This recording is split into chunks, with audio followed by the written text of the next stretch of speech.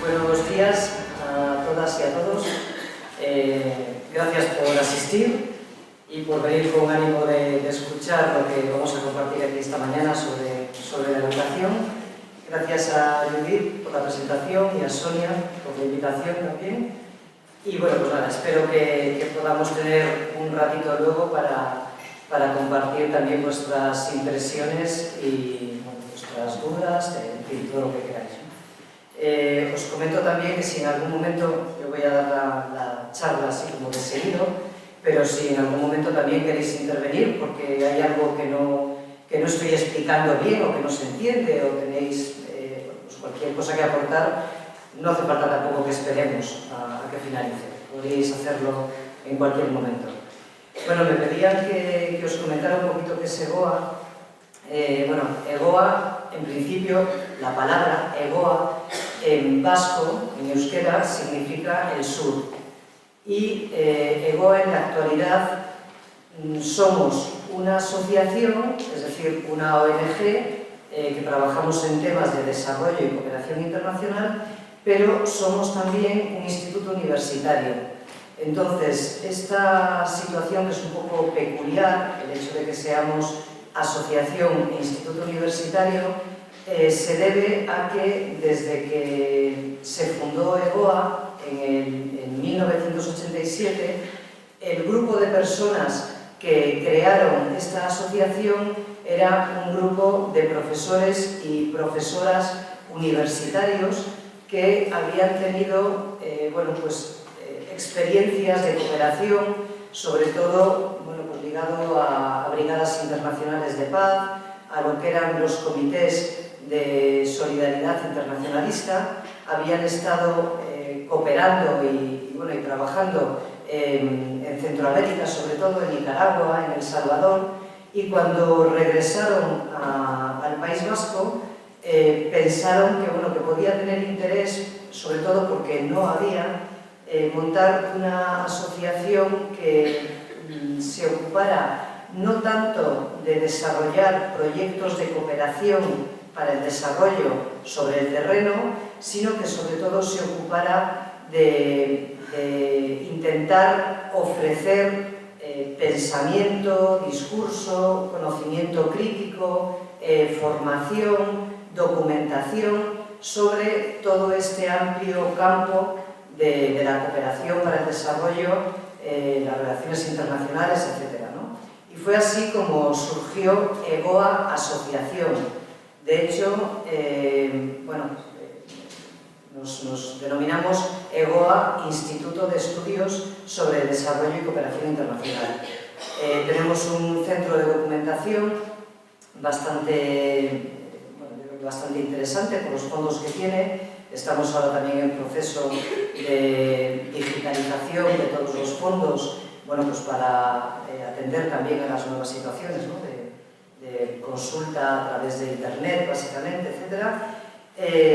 Tenemos un área de investigación donde se desarrollan proyectos de investigación, como su propio nombre indica, y tesis doctorales, etc., siempre sobre este campo de temas.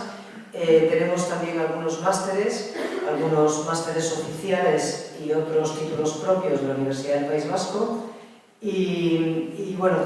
Trabajamos, yo en concreto, vengo aquí porque desde hace ya más de 20 años, con otros compañeros y compañeras, vengo trabajando en el ámbito de la educación para el desarrollo. Y es desde esa experiencia desde donde esta mañana vamos a compartir la conferencia. Bueno, yo creo que más o menos como introducción de qué es EGOA puede servir, ¿no? Y físicamente estamos ubicados en la universidad. Tenemos sede en Bilbao, en la Facultad de Económicas, que es la sede más grande, y luego también estamos en Donosti y en Vitoria-Gasteiz, que es de donde yo vengo. Bueno, hemos puesto un título a esta charla, la educación emancipadora en el centro de los procesos de transformación social, y como veis aquí en la propia presentación, ya en la propia portada, os pongo una cita de Paulo Freire, porque Paulo Freire, a quien conocéis de sobra, es un referente imprescindible en cualquier enfoque educativo que pretenda tener un componente emancipador, ¿no? Y en esta cita, en esta entrevista que le hacían en la CEAL, allá en el año 85, Freire decía que la educación niveladora por sí misma no va a producir el cambio social por sí sola, pero que desde luego no habrá cambio social sin una educación niveladora, ¿no? Bueno, pues de esto es un poco de lo que yo quería hablaros esta mañana. En primer lugar, como no puede ser de otra manera, tenemos que referirnos al contexto, ¿no? Y tenemos que referirnos a un contexto como el actual, que es un contexto dominado por la globalización neoliberal. ¿Qué es esto de la globalización neoliberal? Bueno, pues yo creo que hay dos aspectos. Bueno, para todo esto tendríamos que hablar largo y tendido, y como tenemos un tiempo muy limitado, voy a pasar un poco de puntillas por todas las diapositivas, pero bueno, luego si hay algo que os llama especialmente la atención, lo podemos rescatar en el debate. Bueno, decía que vivimos en un momento de globalización neoliberal y yo creo que hay dos características que son fundamentales, ¿no? En primer lugar, el hecho de que vivimos en un mundo que nunca como ahora había sido tan interdependiente y tan influenciado por las decisiones que se toman en unos niveles que escapan al control de la ciudadanía, ¿no? Es decir, yo creo que si tomamos el ejemplo de la crisis, ¿no? La famosa crisis, que habría que hablar de crisis en plural y no de crisis en singular, por la cual estamos atravesando ahora, podemos ver cómo las medidas que se están tomando para salir de la crisis no son medidas que se estén tomando desde aquí, entendiendo por aquí los gobiernos autonómicos o entendiendo por aquí el gobierno central, sino que son medidas que nos vienen dadas por un espacio más amplio, que es el espacio europeo, y nos vienen dadas por lo que conocemos como la troika, ¿no? Es decir, básicamente el gobierno alemán, bueno, y la presidencia de la Comisión Europea y el Banco Central Europeo. Entonces, estas medidas no son locales, sino que son medidas que vienen dadas por organismos que están más alejados de nuestro control democrático, ¿no? Esto es muy propio de la globalización, es decir, las decisiones se toman en unos ámbitos que están muy alejadas del control democrático de la ciudadanía concreta de la cual formamos parte, ¿no?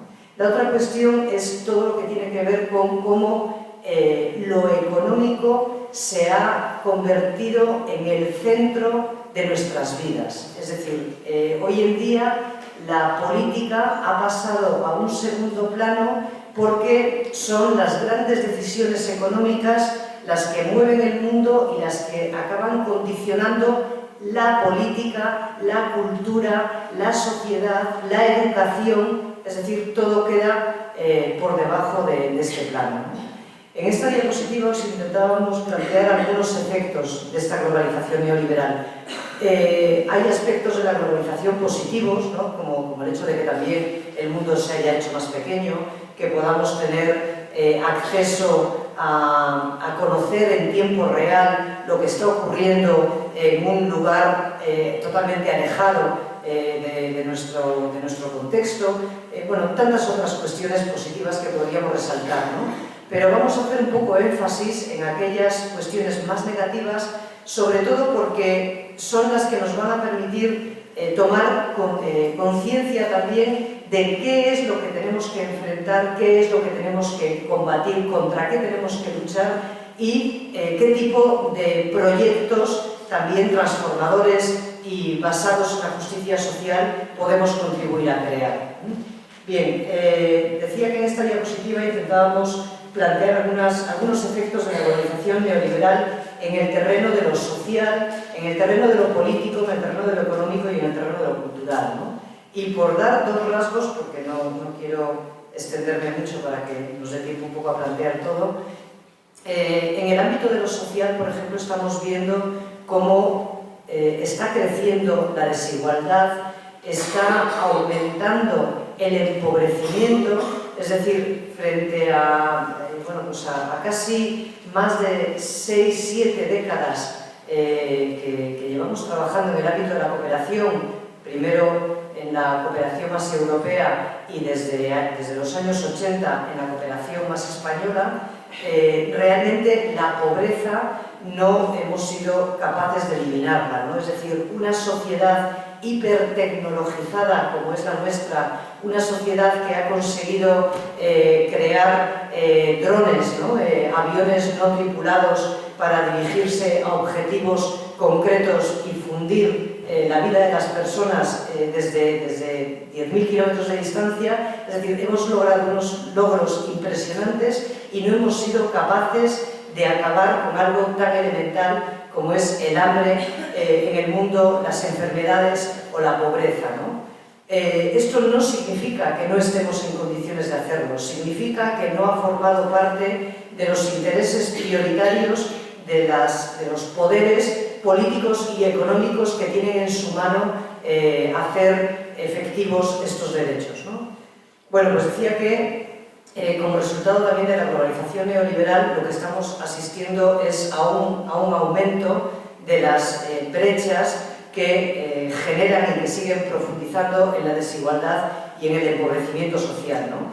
Y en el contexto local lo estamos viendo también. Si vemos, por ejemplo, los últimos informes de Cáritas, son impresionantes cuando dan cuenta de cómo está aumentando como efectos de los recortes y de esta crisis, de la gestión de la crisis, tal como se está llevando adelante, cómo esto está influyendo, por ejemplo, en el aumento de las personas que tienen que acudir a los servicios que ofrece Cáritas, sea en forma de comedores, sea en forma de alimentos, de bancos de alimentos, de proporción de vestido, etc., ¿no? También en el ámbito de lo económico estamos viendo cómo aumenta el paro, estamos viendo cómo no se crea empleo, cómo realmente cuando hablan de reactivación económica están hablando de otro tipo de reactivación económica que no es la que incide directamente en el beneficio y en el bienestar de las personas, sino que sigue redundando en el beneficio y en el bienestar de las grandes empresas o de los grandes poderes económicos, ¿no? Vemos también cómo en el ámbito de lo cultural hay una pérdida muy fuerte de diversidad cultural, ¿no? La globalización está homogeneizando las culturas, de tal manera que finalmente lo que expresamos, lo que deseamos o lo que entendemos se parece mucho aquí a lo que se expresa, se desea y se produce en otros lugares, porque esta globalización también tiende a esa homogeneización cultural y a esa pérdida de diversidad, ¿no?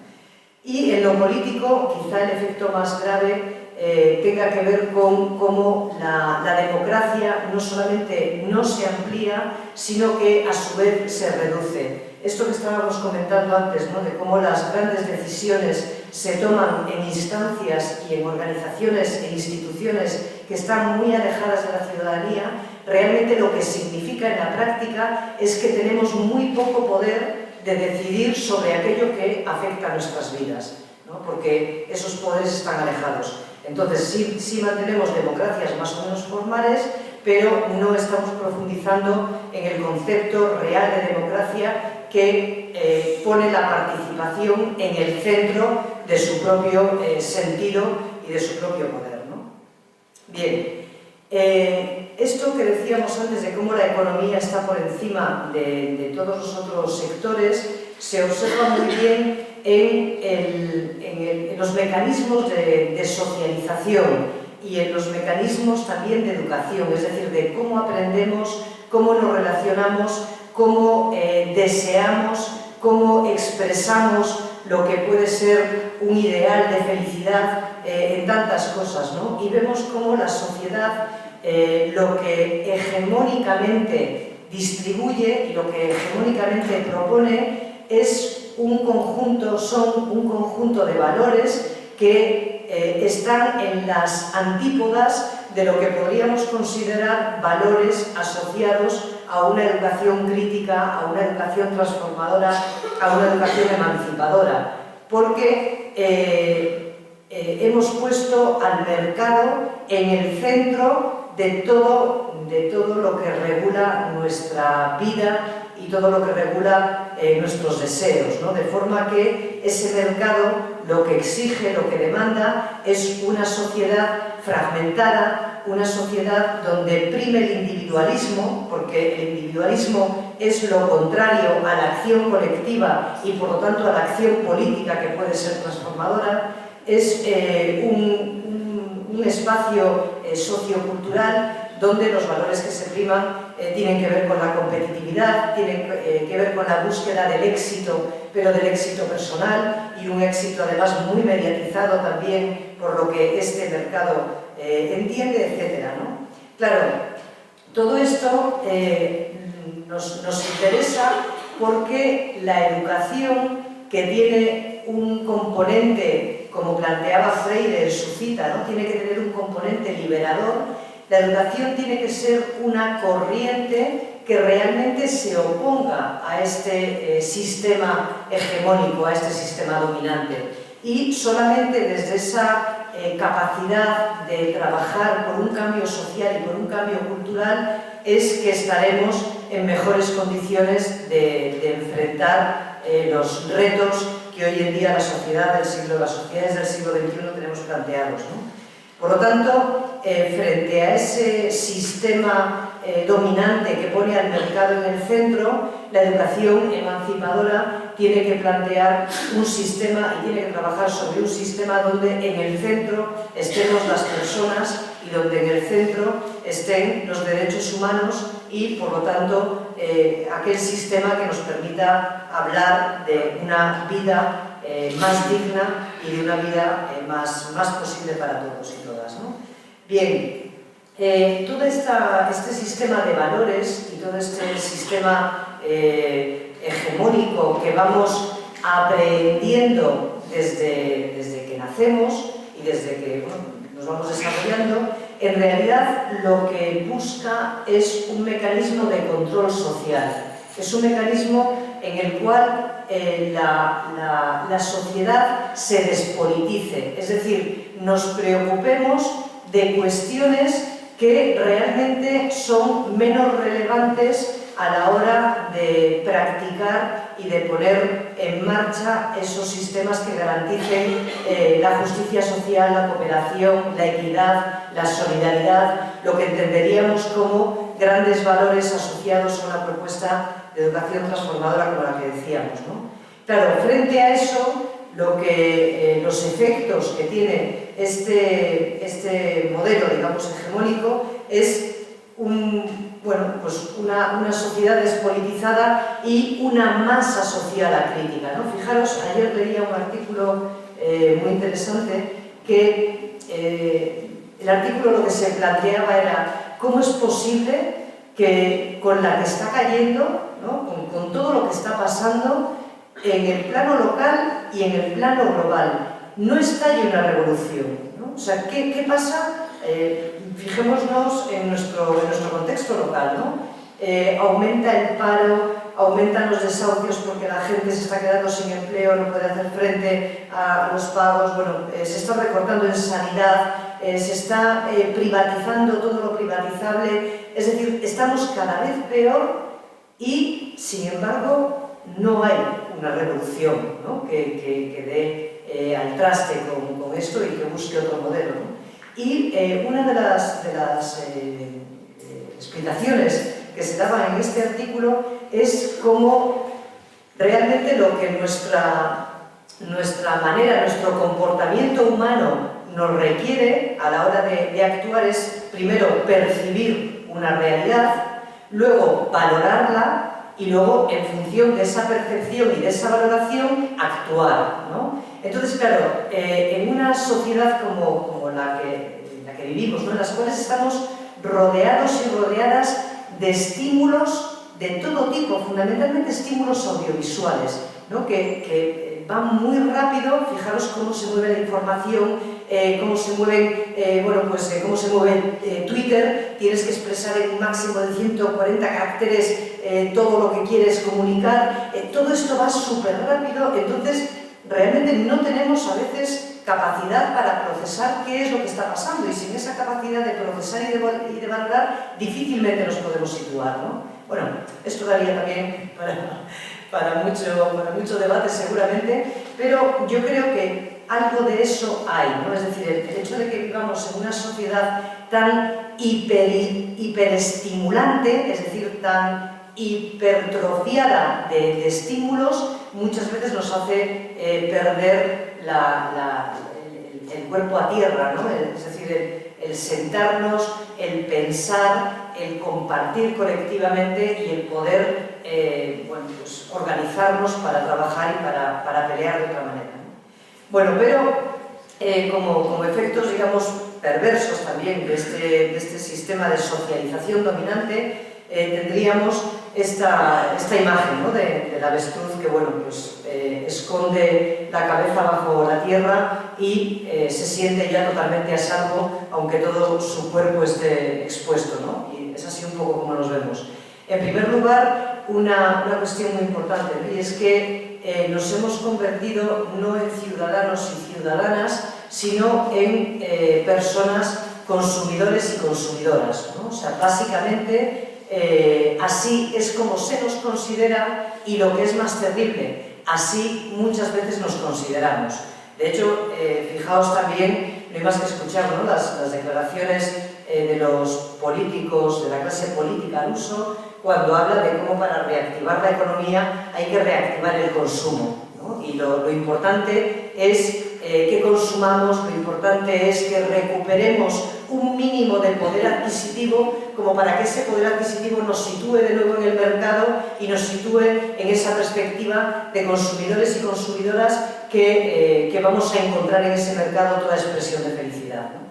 Entonces, esto, desde un punto de vista crítico, es terrible. Es decir, el hecho de que, en lugar de ser ciudadanos y ciudadanas, nos interpreten e incluso nos leamos como consumidores y consumidoras, sería algo a pelear, ¿no? Pero también todo lo que ha significado de descrédito de la acción política, ¿no? A mí me llama mucho la atención, participando en el movimiento 15M, como en las asambleas había muchísimas personas que intervenían diciendo, bueno, pero el movimiento 15M, si tiene una característica, es que es apolítico. Y a mí, vamos, me llevaban los nervios, ¿no?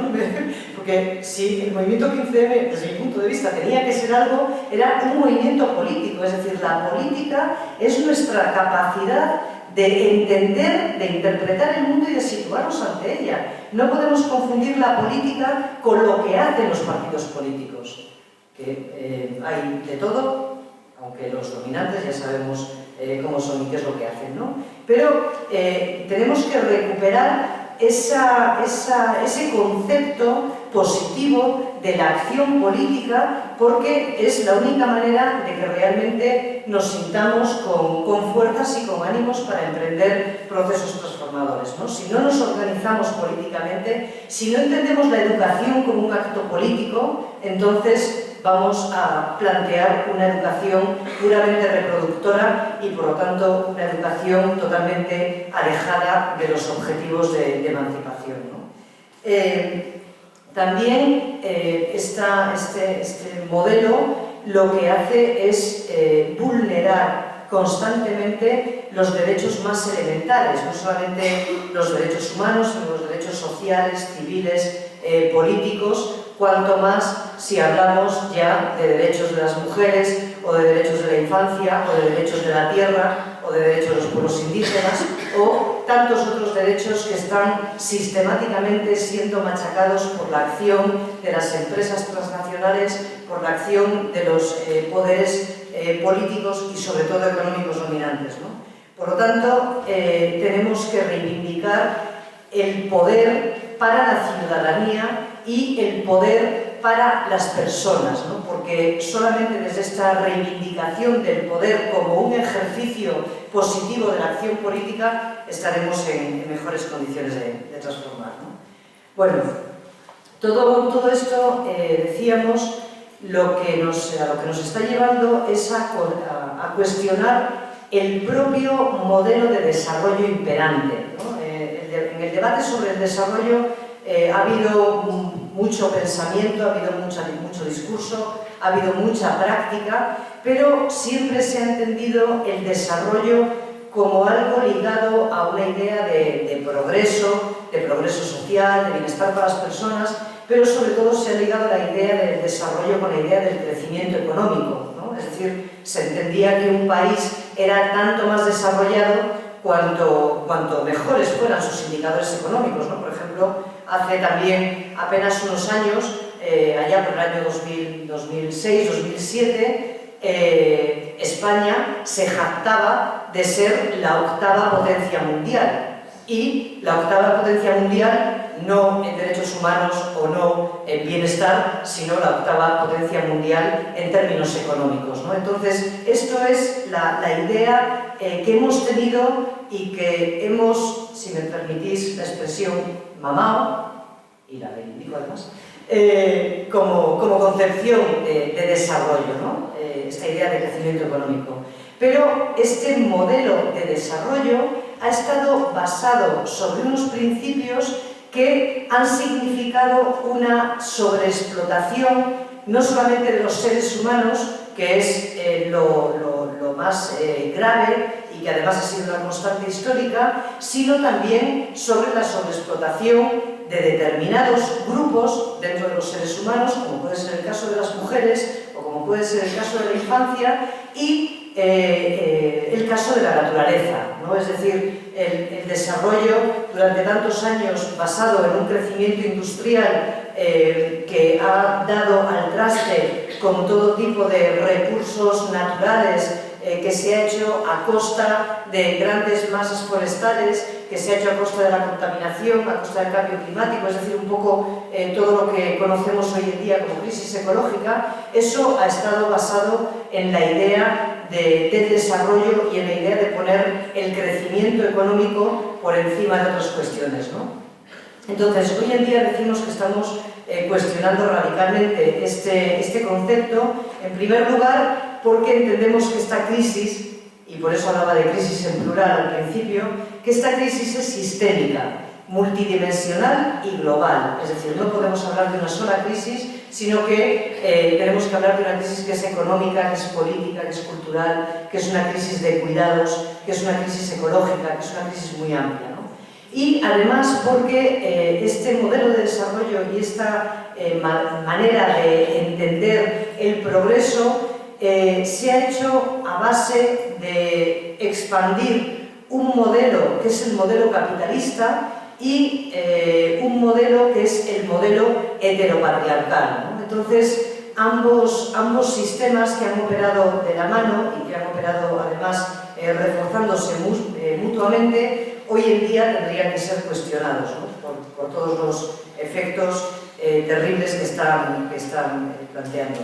Por eso cuestionamos el concepto de desarrollo, porque creemos que es un concepto que nos impide valorar otras formas alternativas de entender lo social, lo comunitario, los derechos humanos y, por lo tanto, el bienestar para las personas.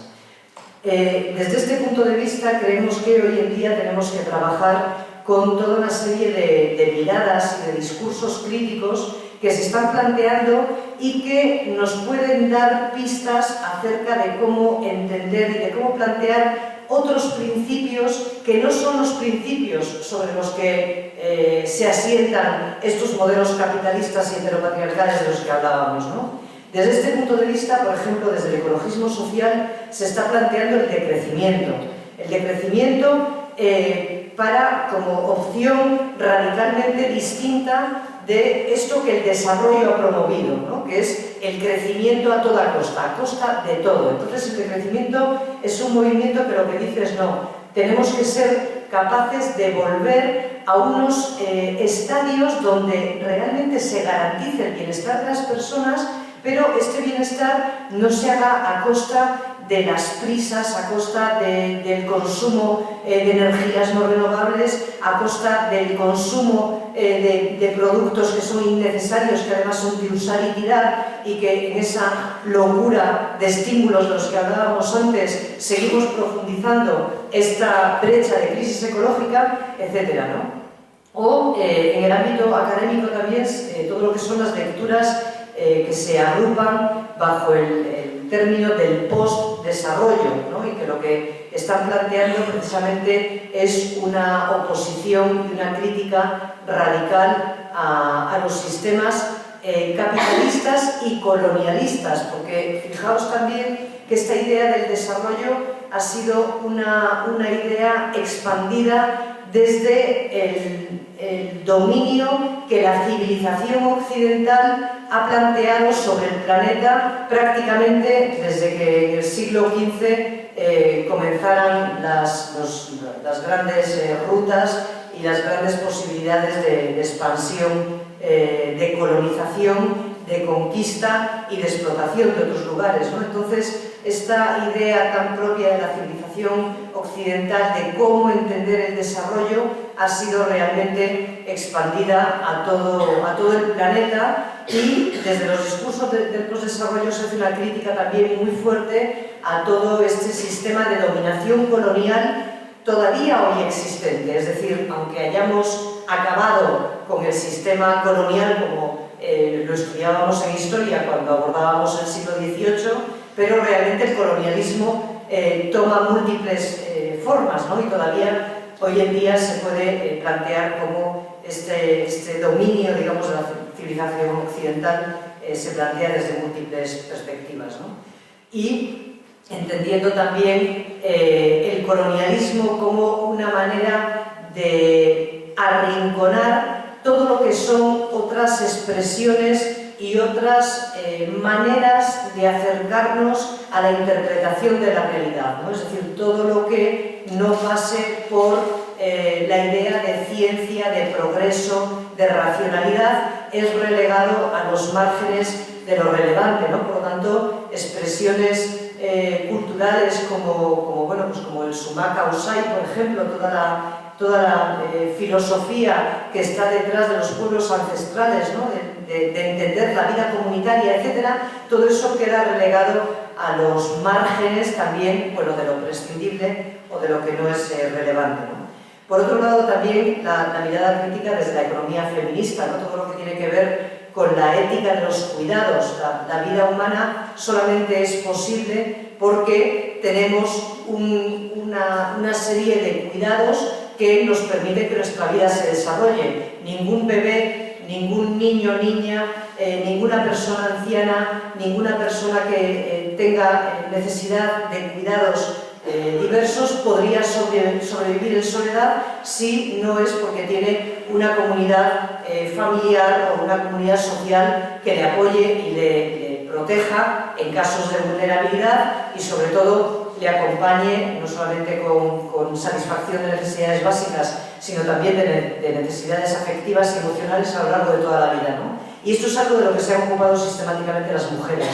Es decir, que algo tan elemental como lo primordial para sostener la vida, que son los cuidados, en la medida en que ha estado en manos de mujeres históricamente, también ha sido relegado al margen, a los márgenes de lo secundario, de lo irrelevante o de lo poco importante, ¿no? Bueno, todo esto tendremos que darle vueltas. Bien, ¿y qué pasa con la educación, ¿no? Con la educación pasan muchas cosas. En primer lugar podríamos decir cómo, si tomamos como referencia el ámbito global, vemos cómo en la educación sigue habiendo no solamente grandes disparidades, sino grandes desigualdades y grandes retos. Recordáis cómo los objetivos de desarrollo del milenio, que se pactaron en el año 2000 y con un referente cronológico para su cumplimiento en el 2015, uno de los objetivos era la reducción a la mitad de la pobreza mundial. Un objetivo, como veis, nada ambicioso. Y otro de los objetivos planteaba la extensión de la educación primaria para que fuera universal, ¿no? Bueno, ha habido avances locales en algunos países, pero realmente una de las conclusiones que se están haciendo ya de los Objetivos de Desarrollo del Milenio es que no se han cumplido en su totalidad ni para la totalidad de los países, ¿no? Por lo tanto, eso sigue siendo un reto muy fuerte.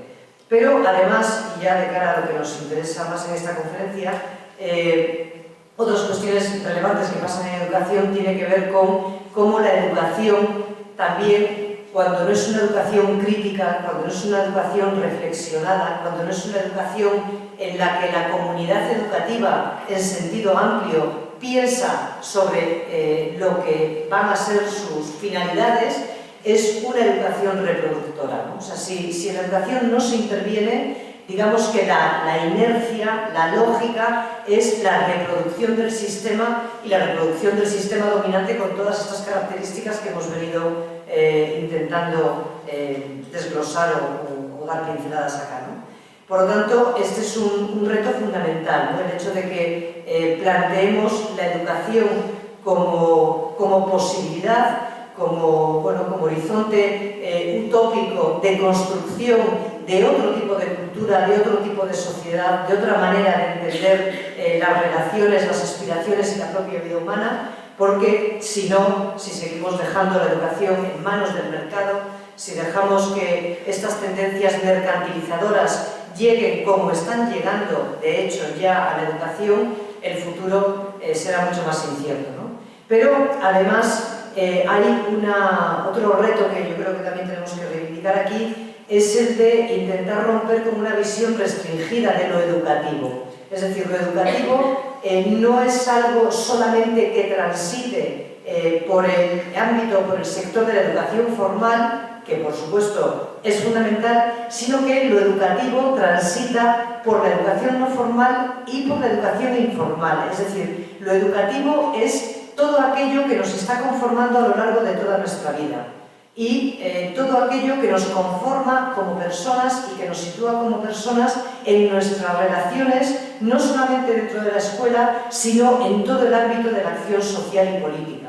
Por eso, cuando tenemos una visión más amplia de la educación, también nuestras posibilidades de intervención se amplían. Por ejemplo, algo que estamos reivindicando ahora mismo también muy fuertemente es el trabajo con los movimientos sociales, porque entendemos que los movimientos sociales, además de luchar y de pelear por reivindicaciones concretas, los movimientos sociales tienen una acción que es educativa, porque su propia acción educa a la ciudadanía.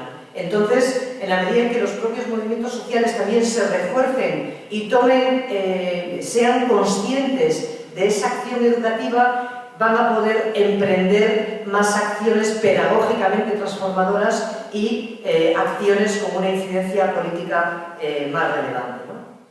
Bueno, por lo tanto, por eso reivindicamos que lo educativo tiene que estar en el centro de los procesos de transformación social. Creemos que voy a ir un poquito más rápido, esto me pasa siempre, que en las primeras diapositivas digo tengo mucho tiempo y me entretengo un montón y luego las últimas van a ir como todo correcto. Bueno, entonces, la propuesta que estaríamos haciendo es decir, bueno, estamos en un momento crítico, teniendo en cuenta que en los procesos históricos todos los momentos son críticos, ¿verdad? Pero bueno, este es el que nos toca vivir, por lo tanto, este es nuestro momento de oportunidad, no vamos a tener otro, ¿no? Vamos a tener una vida limitada y o lo hacemos ahora o en el futuro está más complicado. Bueno, queremos plantear una idea de lo que puede ser el proyecto social radicalmente diferente de lo que ha sido el proyecto del desarrollo. Por eso planteamos ahí que en lugar de poner en el centro al mercado, lo que queremos poner en el centro es la sostenibilidad de la vida. En lugar de poner en el centro este concepto del desarrollo, con esta idea del crecimiento económico a costa de lo que sea, a costa de las personas, a costa de la naturaleza, lo que queremos plantear es una diversidad de modelos, es decir, no un modelo hegemónico que se extiende, sino la capacidad de las sociedades para proyectar sus propios proyectos que satisfagan sus necesidades y que satisfagan sus deseos. sin que tengan que ser proyectos hegemónicos, impuestos o dominantes, ¿no?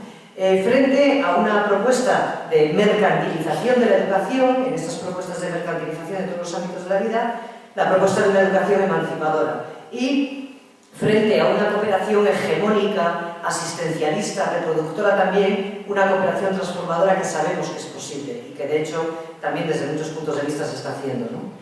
Por lo tanto, ¿qué principios educativos queremos plantear, entre otros? En primer lugar, como dice Lozano, la desnaturalización del capitalismo. Es decir, el capitalismo, pese a lo que nos han vendido y nos venden todos los días, no es el único modelo productivo posible.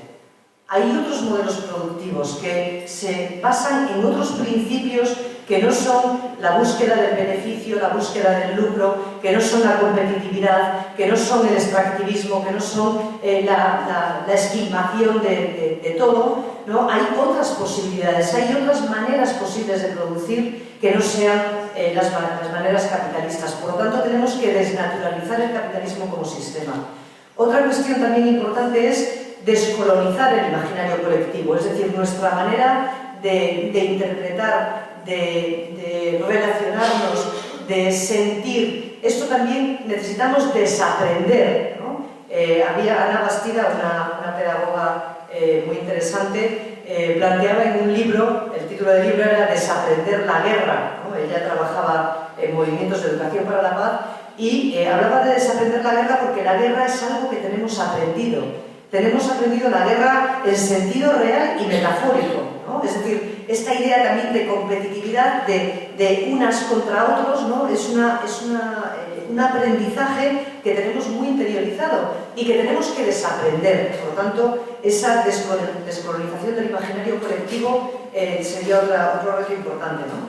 El feminismo como proyecto político. Entendemos que en el 15M se hacía popular esa vieja frase, que no es nueva ahora, que decía la revolución será feminista o no será, ¿no? Y creemos que realmente un mundo más justo es un mundo en el que las mujeres y los hombres tengamos posibilidad de desarrollar nuestras capacidades al máximo, tengamos la capacidad de ejercer un poder positivo también al máximo y de manera igualitaria y equitativa y podamos realmente apoyarnos frente a otros modelos de dominación o de subordinación como hemos estado acostumbrados, ¿no? Por supuesto, la lucha contra la exclusión. Hoy en día, antes comentaba con unas compañeras que ya los términos con los que hemos venido analizando el mundo, estos términos de norte-sur, ¿no? Ya no nos valen porque realmente en este mundo globalizado lo que estamos enfrentando son procesos de exclusión y lo que queremos promover son procesos de inclusión. Independientemente de dónde nos estemos situando o de dónde estemos ubicadas físicamente, ¿no?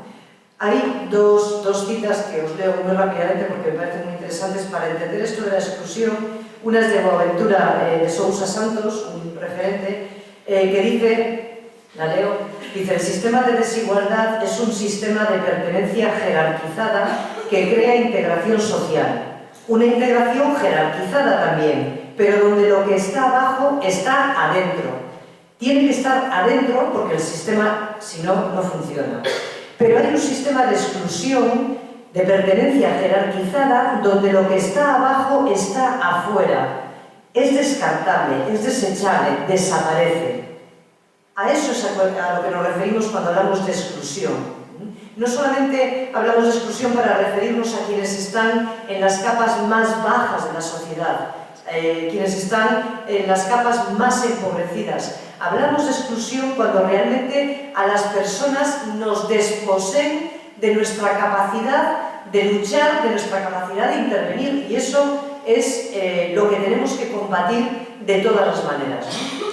Bien, la otra cita que traía, que es de Escobar. Escobar es un pensador, un profe colombiano, que se engloba dentro de estas teorías que veíamos del postdesarrollo, y dice: la problemática de la exclusión se ha acentuado agudamente, ya sea por la exclusión de muchos que anteriormente se encontraban incluidos, o porque los que en el pasado eran candidatos a la inclusión ya hoy en día no se les permite serlo. Bueno, yo creo que esto estas citas dan un poco cuenta de por qué ponemos como uno de los principios la lucha contra la exclusión. Fijaros que no hemos puesto la lucha contra la pobreza, que también, sino que hablamos de la lucha contra la exclusión porque entendemos que es todavía más allá, ¿no? Bueno, entonces, ¿qué es esto de la educación emancipadora? Bueno, la educación emancipadora es una propuesta que recoge toda la tradición que nos viene de la pedagogía crítica, ¿no? De los movimientos de educación popular, donde Freire es uno de los referentes, pero también de todo lo que tiene que ver con la pedagogía libertaria, que en realidad planteaba cómo la educación tiene que educar en libertad, ¿no? Porque la libertad es el bien más preciado de las personas, ¿no? Cuando tenemos capacidad no solamente de vivir libremente, sino de vivir en un entorno donde esa libertad se pueda ejercer. También todas las propuestas de la escuela nueva, ¿no? Con toda la propuesta de pedagogías activas, de metodologías activas, es decir, de romper con esa idea de una educación que lo que hace es trasladar un conocimiento válido y científico y que tiene que ser asimilado de manera crítica, ¿no? Toda la escuela nueva puso en cuestión todo este tipo de pedagogías verticales, memorísticas, pasivas, etcétera, y hablaba de una pedagogía activa que también entendemos forma parte de este concepto de educación emancipadora o de praxis liberadora, como diría Freire, ¿no? Bueno, entonces diríamos que la educación emancipadora vendría a ser un proceso educativo, y enmarcamos la idea del proceso, encaminado a generar conciencia crítica sobre la realidad, sobre aquello que nos rodea, y que intenta promover una ciudadanía global. Luego veremos qué es esto de la ciudadanía global, ¿no? Activa, comprometida y encaminada a movilizar a la sociedad en acciones de transformación y, por lo tanto, en acciones de plantear otro tipo de proyectos que estén basados en principios de justicia social, de equidad y de solidaridad, ¿no?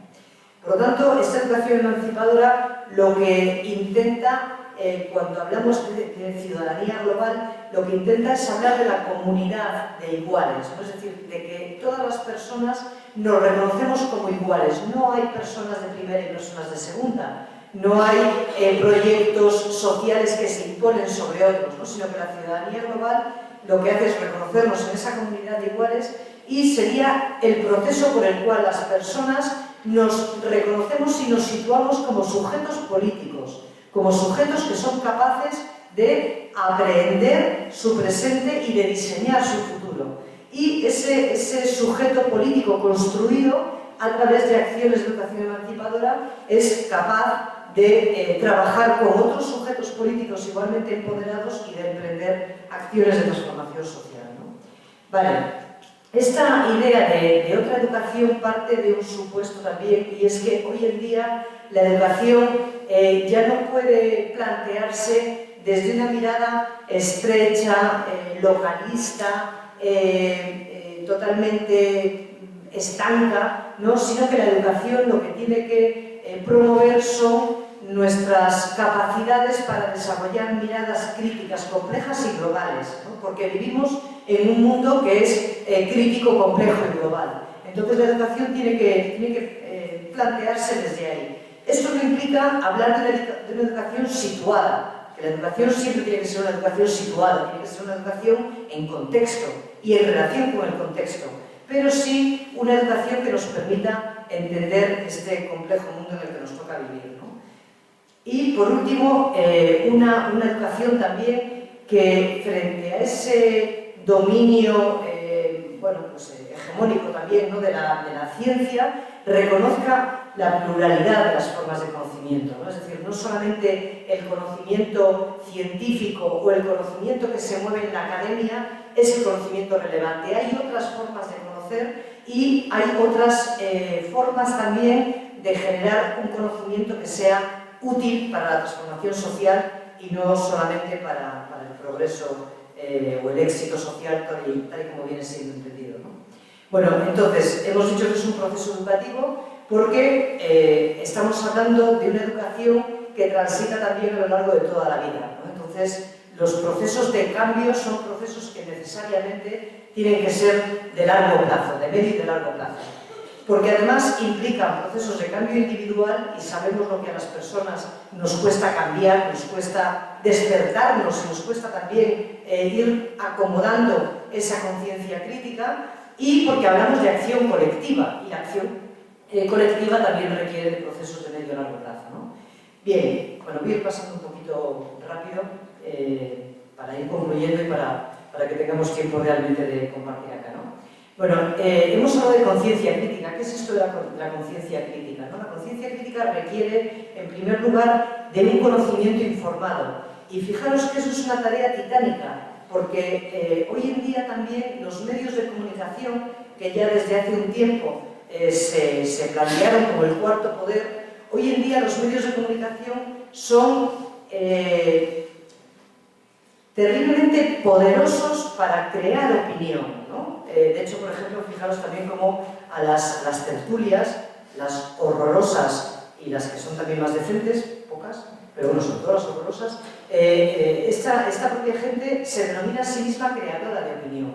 Y es real, o sea, realmente la televisión, la prensa, bueno, toda la información que transita por múltiples medios va generando opinión, se va generando, como decía Ramonet, un pensamiento único, una única manera de entender y de interpretar lo que está pasando en el mundo, que nos viene ya dado, nos viene procesado, no hace falta ni que nos lo planteemos, ¿no? Por lo tanto, esta conciencia crítica necesita de un conocimiento informado, contrastado, diverso y alejado de lo hegemónico, de lo que dominantemente se nos transmite en los medios de comunicación de un día a otro, ¿no?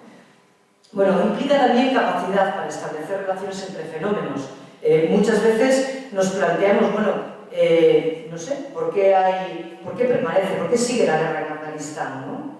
Y sabemos algo de qué pasa en Afganistán, sabemos algo de por qué se sigue permitiendo, a pesar de la supuesta intervención extranjera de la comunidad internacional, el gobierno talibán. ¿Qué tiene que ver eso, por ejemplo, con los cultivos de opio? ¿Qué tiene que ver con la heroína? ¿Qué tiene que ver con la contención también de otros proyectos políticos que están en la región? Bueno, pues todo esto, este conocimiento informado, pero también esta capacidad de establecer vínculos entre fenómenos que no son los que los medios de comunicación nos presentan, forma parte de esa conciencia crítica, ¿no? Identificar discursos manipulados, etc. Movilizar a la sociedad, por supuesto, porque solamente con la movilización esa acción política resistente y creadora es posible, ¿no? Implica denunciar situaciones de injusticia, porque eso es lo que la educación tiene que capacitarnos también, ¿no? Para verlas, pero también para denunciarlas y también para enfrentarlas, ¿no? Y en esta movilización social establecer vínculos, redes, alianzas, para que nuestra posibilidad de oposición a poderes que son muy poderosos realmente puedan encontrar un espacio de resistencia y creación igualmente poderoso, ¿no? Para lo cual las alianzas son fundamentales. Bien, 2 minutos me quedan. Bueno, más o menos, más o menos. Bueno, voy a pasar muy rápido por estas dimensiones para llegar a una parte final. Os puedo dejar la presentación porque me quedaría como otras 2 horas de charla. Entonces, voy a pasar al final porque sí que quiero reivindicar algunas cositas, ¿no? Bueno, entre otras, el momento actual. Yo creo que es un momento que nos tiene que interpelar. Aquí en este auditorio, mucho me temo que la persona más mayor soy yo. Pero bueno, soy mayor, pero todavía con ganas de pelear cosas, ¿no? Entonces, sois gente joven, estáis trabajando en el ámbito de la pedagogía, de la educación social, algunas personas estáis en magisterio de educación primaria. Tenéis por delante una tarea apasionante y estupenda, ¿no? de trabajo en el ámbito de lo educativo. Nos lo tenemos que creer. Y tenemos que creer realmente que la educación cumple un papel esencial, no solamente porque sea un derecho humano, que ya eso por sí mismo le daría toda la relevancia, sino porque realmente la educación tiene capacidad de transformación. Y esto, en este momento, en un momento como el actual, ¿no? Donde tenemos que enfrentar tantas crisis, yo creo que es una apuesta fundamental, ¿no? Poníamos aquí la imagen del movimiento 15M y de lo que representó, pero bueno, lo podemos ahora expresar con todas las mareas, ¿no? Todas las mareas diversas, la blanca, la verde, la violeta, la negra. Hay de todos los colores porque realmente son muchas las demandas que tenemos que hacer y es mucho lo que estamos perdiendo y lo que estamos dejando que se nos pierda por el camino, ¿no? Entonces, la educación tiene que establecer vínculo con esto y tiene que hacer al mismo tiempo de vanguardia de la denuncia, de vanguardia de la creación de otros proyectos distintos y de vínculos con todos los movimientos sociales y con toda la organización social que se está generando, ¿no? Acabamos de asistir ahora, el fin de semana pasado, el día 22, a las marchas por la dignidad, ¿no? Ha sido curioso también cómo no se le ha dado ninguna relevancia a algo tan importante como esto en los medios de comunicación. O sea, hemos tenido que enterarnos por otros medios alternativos, bueno, pues porque íbamos transmitiendo por las redes sociales y por otros medios de comunicación que realmente creen en otro tipo de información y en otro tipo de conocimiento, ¿no? Entonces, todo esto creemos que son retos importantes. Y yo quería cerrar con dos diapositivas, esta y otra ya. Uno, hemos hecho un poco, como todo, hemos puesto de manifiesto todos los elementos más críticos, ¿no?, de esta globalización neoliberal, porque creemos que solamente sabiendo qué es lo que queremos cambiar tenemos posibilidad de construir algo distinto, pero quiero que nos quedemos también con una imagen positiva, ¿no?, con una imagen positiva de todo lo que ya se está haciendo que intenta ser diferente, y que se trata de que esto que puede ser pequeño, esto que puede ser puntual, esto que todavía puede que esté muy aislado, cada vez seamos capaces de comunicarlo, de extenderlo, de expandirlo, de ponerlo en conexión y por tanto de ir creando burbujas que tengan capacidad para explotar y para contagiar a más comunidades y a más ciudadanía cada vez, ¿no? Universidad en la calle, universidad popular, educación crítica, economía de los cuidados, banco del tiempo, todas las experiencias de cooperativas, de autogestión, de producción ecológica, de proyectos comunitarios diferentes, asamblearios, etc. Es decir, hay toda una serie de iniciativas que tenemos que poner en primer relieve y que tenemos que comunicar, ¿no?, que tenemos que conocer y que poner en conexión. Bueno, y ahora ya sí, para cerrar, diríamos que la educación emancipadora busca la creación de una ciudadanía crítica, de una ciudadanía comprometida, busca crear estos espacios de resistencia, pero espacios de creación también, es decir, no se trata solamente de denunciar y de resistir, sino que se trata de proponer y de crear, y ambas cosas tienen que ir de la mano. Reivindicamos entonces la educación como un proyecto utópico, como un acto crítico, radical y contrahegemónico, y la educación entonces en el centro de todos los procesos emancipadores y de todas las propuestas